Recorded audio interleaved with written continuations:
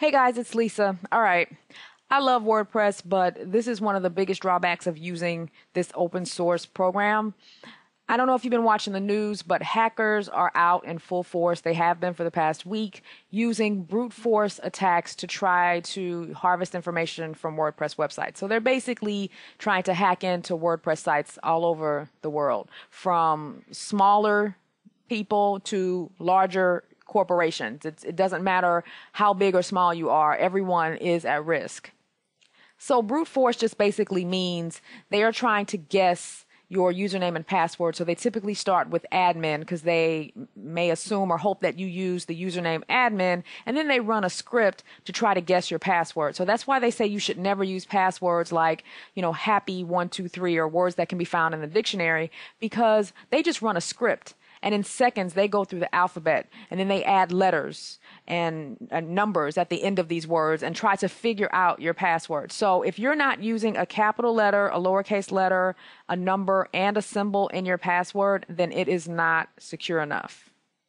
The other thing you need to do, if you happen to use the username admin for your WordPress blog, you need to get rid of this immediately, and it's very easy to do.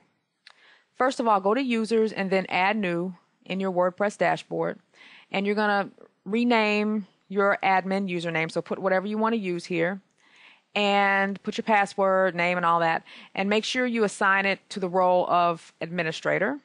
And so you're going to add a new user. Now you're going to go to all users.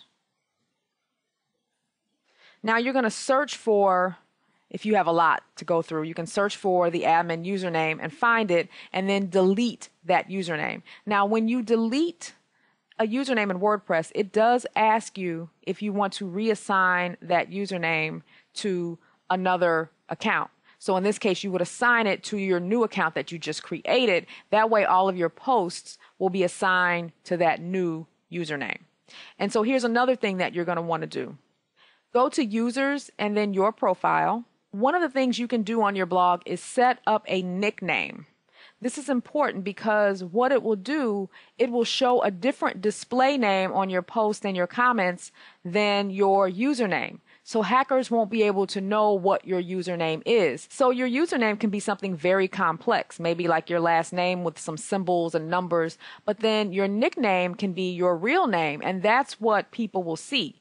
So hackers can't see what your username is. Here's something else that you'll want to do that can help you with these brute force attacks. There's a plugin called Limit Login Attempts. And what it will do is it will monitor the IP addresses that try to log in to your admin panel. And if an IP address tries more than, let's say, 5 times, whatever number you enter here, you can lock that person out for, let's say, 100 minutes. And then if that same person does it, let's say 3 times, you can lock them out for 48 hours.